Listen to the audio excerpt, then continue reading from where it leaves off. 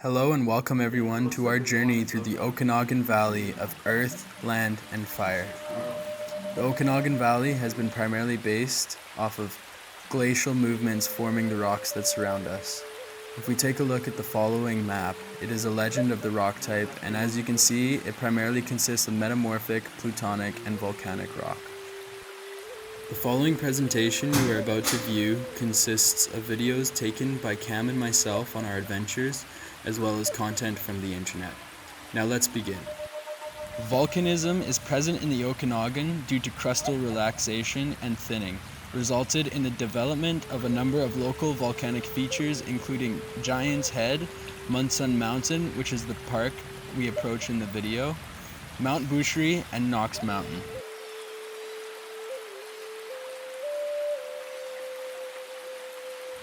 This video demonstrates the soil series we are currently standing on, and as a tree planter would call it, it's cream. It's very plantable and good for growth.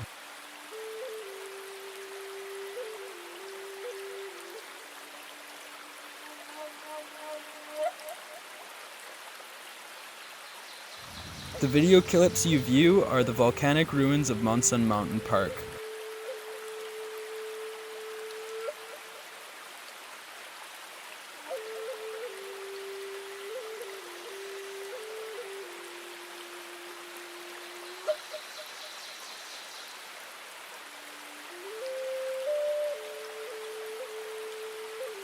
Let's go into more detail of the primary geological events that shaped the land where we live, shall we? 180 to 60 million years ago, accretion of terrains onto the west coast of North American continent occurred. This was the process of microcontinents and islands being crushed into the west coast. This is one of the reasons for the north-south alignment of the mountains in BC. The Eocene epoch, 55 to 35 million years ago. Granite intrusions that formed the plutonic rocks of the east side of the southern Okanagan formed the Skaha Bluffs. Initiation of the Okanagan Valley Detachment Fault was also occurred in this time. This was formed by the uplift of the metamorphic and indigenous rocks. This fault runs the full length of the valley and continues down into the Washington state. It is responsible for the clear separation in the Okanagan Valley. During the Eocene epoch, Paleo river system also were developed. These resulted in what we now see as the White Lake Formation, sedimentary rocks at places like Sumac Ridge. This river system that flowed north. Massive ice dams south of Okanagan Falls plugged the valley, and the melting ice age began to create the beginning of the lake of Skaha Lake and Okanagan Lake. Let's discuss the Skaha Bluffs, shall we? The most intense rock features in our area. 10,000 years ago, there were periods of intense glaciation. The bluffs were mainly shaped by ice, originally formed from bedrock pluton. The rock types within the bluffs are granodiorite, gneiss, or a combination of the two. The reason for the rounding rock on the north side of the bluffs, while the shear on the south side, is the final glaciers retreated and they melt, rounding the ridges, forming roche mountainese, as they would say. This is an example of Cave Hill, which is the videos you see of us within the rock with our headlamps on. It is a beautiful hike and would be very recommended for any of you to embark on if you have any free time in the region.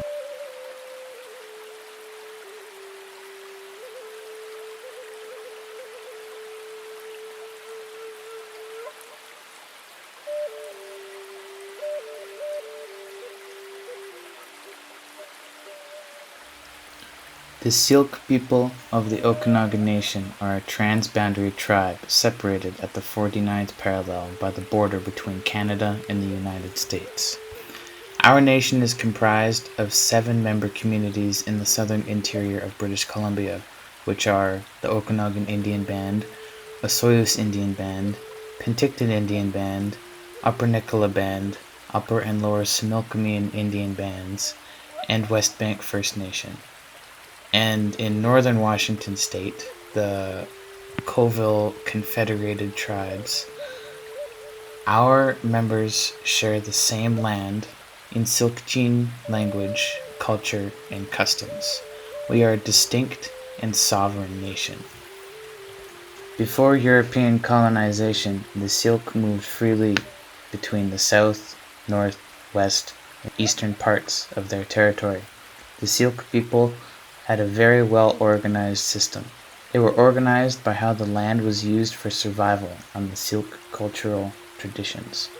The land was used for hunting, fishing, root digging, and berry picking.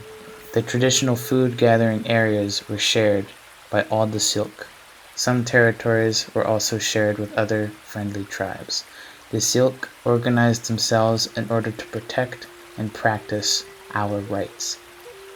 The right to live and survive as a Silk is where all our rights come from. Living our rights brought us to this time in our history. Freedom within our territory is a right coming out of having looked after the land for thousands of years without destroying it. The Silk preserved the land in its natural healthy state for each generation through knowledge and practice of natural law. Because of that, we are still here. We have the right to live on the bounty which our ancestors passed down to us as pure as when the Creator gave it. It is the same as inheriting a house or money which your parents worked and saved for. Penticton, from the interior Salish word Zinpinkton, is commonly translated as a place to stay forever, which can be interpreted as a place where people can live year-round. For over 7,000 years, Penticton has been home to the Silk First Nations people who were instrumental in helping the first European fur traders travel through the Okanagan in the early 1800s.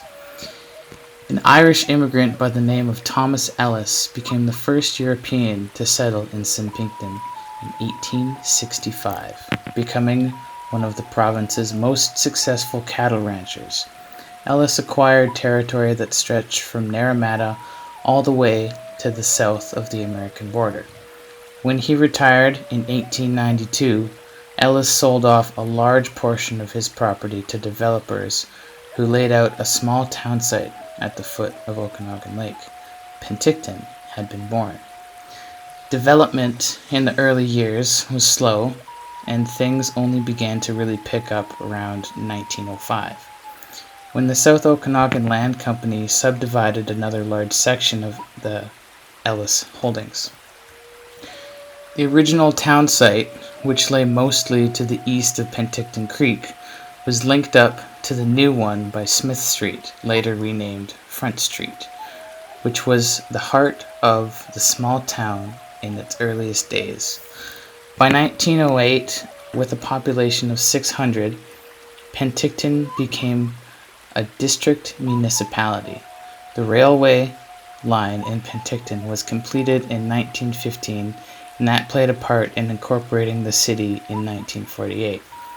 Present day, the city of Penticton depends economically on tourism, fruit, canning and packaging, lumber products, construction, transportation and storage, livestock raising, and the manufacturing of mobile prefabricated houses. The following are some examples to vegetation type in the area prior to white settlement. Interior Douglas fir, Ponderosa pine, arrow-leaved balsam root,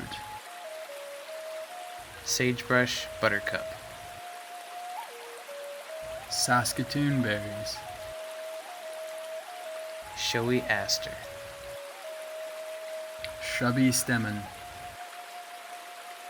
tall Oregon grape, yellow bell. The largest protected wilderness area in our bioregion is Brent Mountain.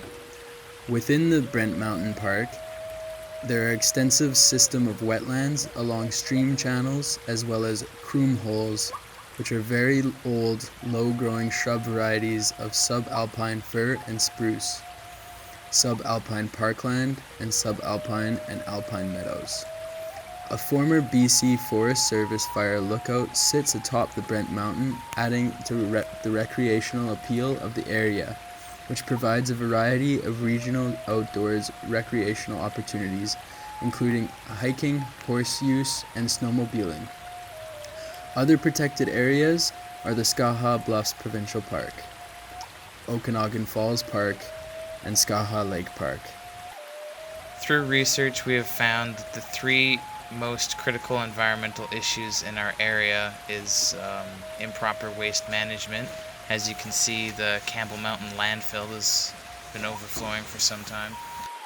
As well as water depletion. Over the past few decades, Okanagan and Skaha Lake water levels have dropped substantially, as well as the abandoned canoe you saw in the video used to be a stream that ran through the Skaha Bluffs. It is now completely drained. Thirdly, we have reduced biodiversity of indigenous species. They have fled the area due to reduced ecosystems and lack of habitat. This includes various birds, insects, and a reduced number of mammals, such as beavers and moose.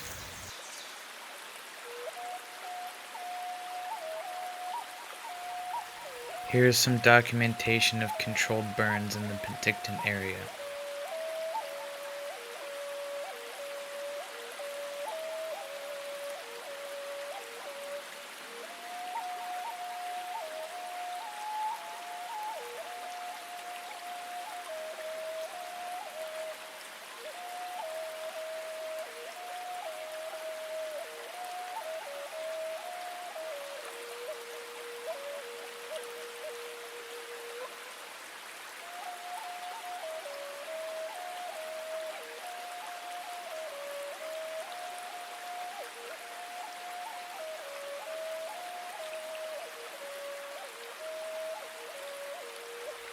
After this presentation, if there is time, we would like to share with you a quick 2-minute video showing how controlled burns work.